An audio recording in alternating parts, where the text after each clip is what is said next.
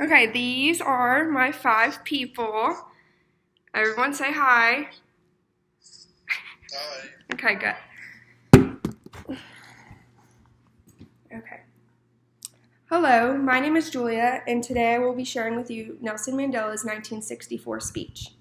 First, I will share some background knowledge with my selected speaker, and then I will share the occasion and give some historical background. Lastly, I will explain why his speech affected the betterment of society. First, his background. Nelson Mandela was born into the Medea clan in the village of Minzio in the Eastern Cape of July 18, 1918. In 1930, when he was just 12 years old, his father died. When he was younger, he heard his elders' stories talk about the wars of resistance, and his dream was to make his own contributions to the freedom of his people. He attended primary school, otherwise known as elementary, where his teacher, Miss Medea, gave him his name Nelson. She ended up naming all of her students after Christian names, says NelsonMandela.org's website. Mandela went on to get his degree in Bachelor of Arts at the University College of Fort Hare. He didn't end up getting his degree since he later was expelled for joining into a student protest. Nelson ended up returning back to his hometown where he was furious. He then worked as a mine security officer while finishing his degree through the University of South Africa. Mandela was very politically involved. In 1942, and later he joined the National Congress in 1944, where he helped form the ANC Youth League. Mandela got married to Evelyn Rose, who was a nurse, and they had 2 sons and 2 daughters, one of whom died during infancy. He and his wife got divorced in 1958. Mandela rose through the ANYCL, and through his long and hard work, they started adapting a more radical-based policy. This was called the Program of Action. In 1952, he was voted as National Volunteer Chief. This campaign of civil disobedience went against 6 unjust laws.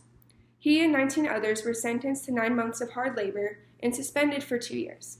Since Mandela got his 2-year law degree and his BA, South Africa allowed him to practice law.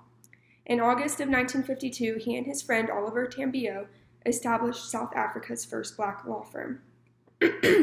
This was called Mandela and Tambo. Mandela was sent to trial in 1956, which led him and many others to go into a state of emergency. While he was in trial on June 14, 1958, he married a social worker, Winnie. They had 2 daughters, and then the couple divorced in 1996.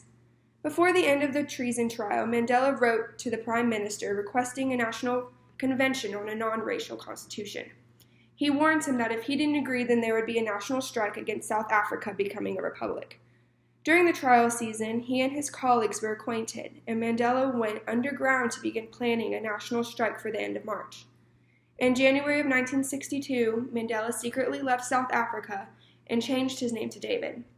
He traveled around Africa and England to get support for the armed struggle. He received military training in Morocco and Ethiopia and later returned to South Africa in July of 1962. On August 5th, Mandela was arrested in a police roadblock. NelsonMandela.org says, on the 9th of October in 1963, he and 10 others were joined on trial for sabotage in what became known as the Ravina trial.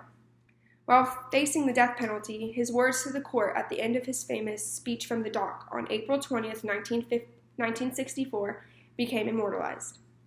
Mandela's speech was dramatically affected society for the betterment of it. Not instantly, but over time, people really started to recognize the true meaning behind all of it. In his April 20th, 1964 speech, Mandela says, I have fought against white domination, and I have fought against black domination. I have cherished the ideal of a democratic and free society in which all persons live together in harmony and with equal opportunities.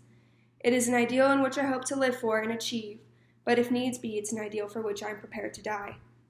Nelson Mandela's speech was so powerful that later he would realize he was able to move mountains. Mandela was sentenced to life imprisonment, and they were so strict that when his mother died in 1968 and his oldest son in 1969, he was not allowed to attend their funerals. On August 12, 1988, he was taken to a hospital where he was diagnosed with tuberculosis. After 3 months in 2 different hospitals, he was transferred back into the prison where he would remain for the next 14 months. He was finally released on Sunday, February 11, 1990, and in May of 1994, he was inaugurated as South Africa's first democratically elected president. Mandela stepped down in 1999 after one term as president, but continued to work with the Nelson Mandela Children's Fund that he had set up in 1995 and established the Nelson Mandela Foundation and the Mandela Rhodes Foundation.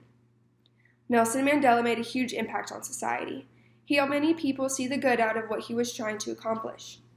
After Nelson Mandela's speech, he was spent many years in jail before being released.